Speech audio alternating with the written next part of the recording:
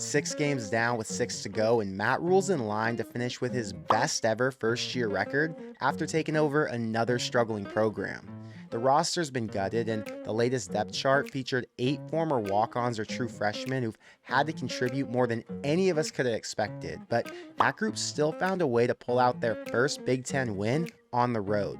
The season started slow, but winning 3 of the last 4 gave this team confidence that they can still achieve any goals they set for themselves back in the summer, and getting Iowa, Purdue, and Maryland at home means there's still a chance to win the division. Now, I don't want to get ahead of ourselves, but there's a lot to look forward to. So today, we'll talk about what we learned in the win over Illinois, and I'll give you my thoughts on the quarterback situation. But what's up, guys? I'm Connor Hayden, and this is Corn Crazed. If you're a fan of Nebraska or the Big Ten, make sure you hit the subscribe button so you don't miss any of the content I drop this season. And if you want another show with Adam Carricker this week, hit the like button and help us get to 1,000. But now, let's get into it. Thompson winds up, goes deep, got a man! Touchdown! The best part about playing on a Friday night is that you get all day on Saturday to watch every other game. So this weekend, I made the most of it. It's funny, when you only watch Nebraska, it's easy to get caught up in the drama and the negative that's been so frustrating to watch for such a long time. But when you see all these other games, it gives you some perspective. We were all upset and kind of down after that Michigan beatdown, but a top 25 Kentucky team got destroyed by Georgia this week in that same fashion, and Harbaugh went into Minnesota and beat PJ Fleck by 42. We've been on Sim's ass for turning it over too much, but Texas has one of the best QBs in the country, and he turned it over 3 times in their loss to Oklahoma. USC was favored by 21 over Arizona, and they only won that game at home by 2 points in triple overtime because they're only efficient on one side of the ball. And if SC can win 10 games with one of the nation's worst defenses, then the Blackshirts can carry a bad offense. Everybody's been on Satterfield about poor play calling, but what about Miami? They had the win in the bag if they would have taken a knee on 3rd down, but instead, the running back fumbled, Georgia Tech got the ball back, and they threw a 44-yard touchdown pass to win the game. My point is, we get over-emotional about our own issues since we care so much, but every staff and every team is going through it, and if you take a step back and you take a breath, you realize that we're right where we need to be. This team's learning and growing just like Kansas, Maryland, and North Carolina have been for years while they've been building back to getting relevant. The bye week couldn't have come at a better time. Luke Reimer, Cam Lenhart, and Jeff Sims are all key pieces who've missed the last few weeks, but should be back to 100% by the time Northwestern rolls in. Vegas said Nebraska would get to 6.5 wins before the year started, and after watching Iowa, Purdue, Northwestern, and Maryland all struggle this weekend, I still feel really good about that. Iowa's new QB only completed 28% of his passes, and Purdue's D still gave up almost 200 yards rushing and 20 points. Northwestern played Howard, and they only won by 3, and Maryland, who is undefeated to this point, lost to Ohio State by 20. Nebraska gets all 4 of those matchups at home, and if their 27th ranked defense keeps up the same level of play, they're going to have a chance to win every one of those games and the 2 that they have on the road. Today's video is brought to you for free by CarrickerChronicles.com, where you can see a ton of content from Adam Carricker and other Husker channels on YouTube. Part of what makes being a Nebraska fan so great is that you've got tons of options for commentary from people who live and breathe this team to guys like Adam who've actually played and have unique insight. So if you haven't had a chance to yet, make sure you click the link in the description box below and subscribe to the Carricker Chronicles on YouTube so you get notified on any content releases over there after you get to watch my videos. Even though they won, Friday left us with a lot of questions about the future, both immediate and long term.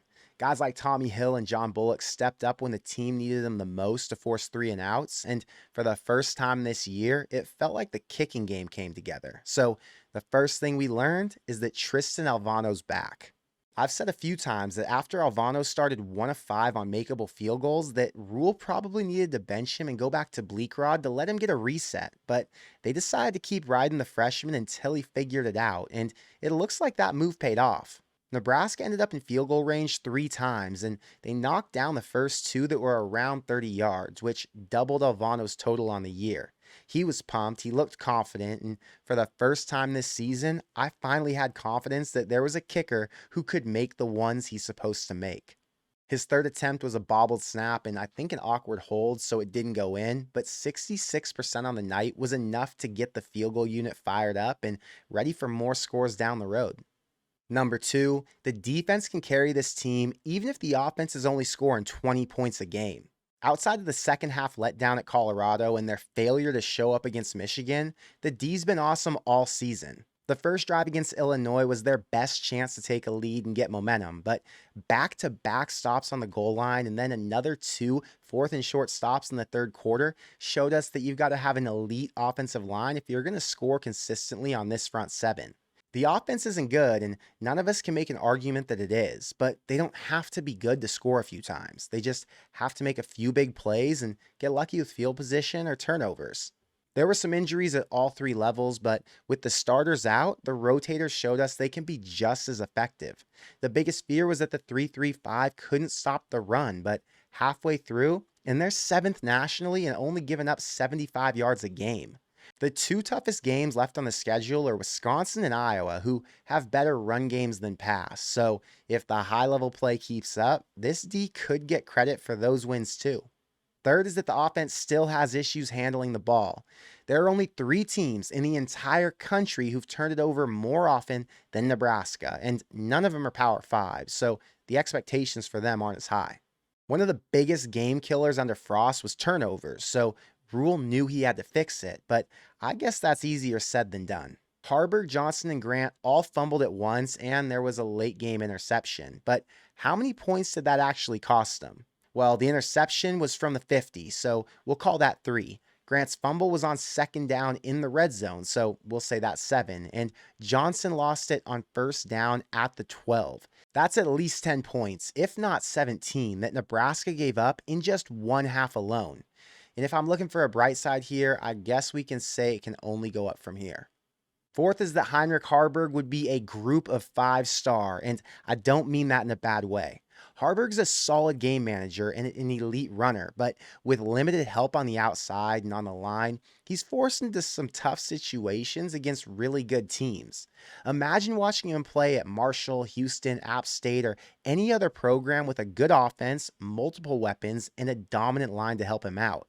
Again, this isn't me attacking Haarberg. I think he's awesome, and I think he plays his role, but I think he has a ceiling in the Big Ten, and I'm just not sure we're ever going to see him thrive as a dual threat without some serious talent around him to help make him look better. 5 is that the running backs need to start accounting for more of the yards because the QBs cannot do it alone. I'm not sure if it's the play calling, if it's the predictability of the handoff, the skill level, or that the QB run is harder to account for since he can still throw it. But on 18 carries, Haarberg ran it for 82 yards in the score. Anthony Grant and Emmett Johnson had a ton of opportunities, but they only averaged about 3.5 yards a carry on 28 runs, and they failed to go over 100, which I think is their expectation. The QBs are great runners, but 20 carries a game is going to take a toll with 6 Big Ten defenses left on the schedule. So somehow they've got to figure out a way to get more out of the current trio to alleviate some pressure and keep both Sims and Haarberg healthy to make it through the entire year. And the defenses Nebraska's still got to play are going to get better. They're going to have answers for the QB run just like Michigan did. And when that happens, I don't know how the offense is going to be able to score. Either way, the run game ranks 21st nationally with over 200 yards a game. So Satterfield established an identity even though he lost 2 of his top 3 backs before the halfway point. Next is that the depth has to step up. 6 weeks in, and they're down 2 backs, 2 receivers, their number 1 safety, and we've seen Cam Lenhart, Luke Reimer, and Jeff Sims miss multiple games. In the past, we've watched Frost teams lose at the end of the year because they weren't healthy enough, and the backups just weren't ready once they got forced in. Now, we've seen multiple true freshmen, walk-ons, and guys with almost no experience before Rule took over rotate and play a key role.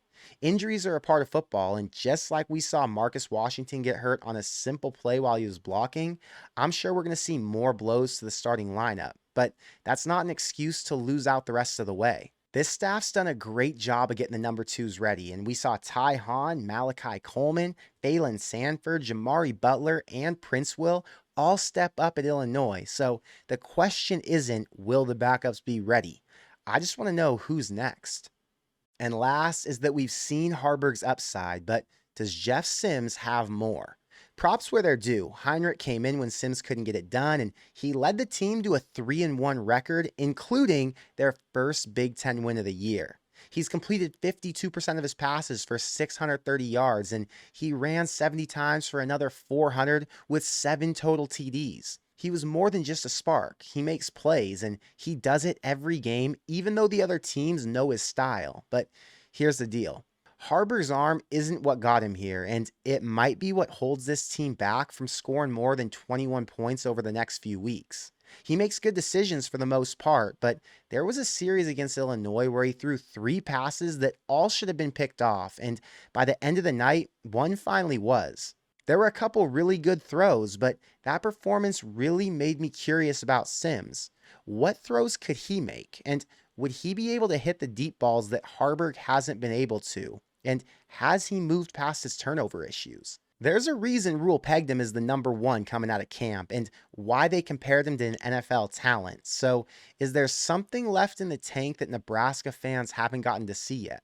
I know Rule sees the issues just like we do, so at what point will he say it's time to go back to his original guy to try and open up the passing game? Haarberg has a ceiling for this year because of his passing ability, but all we've seen from Sims is the floor.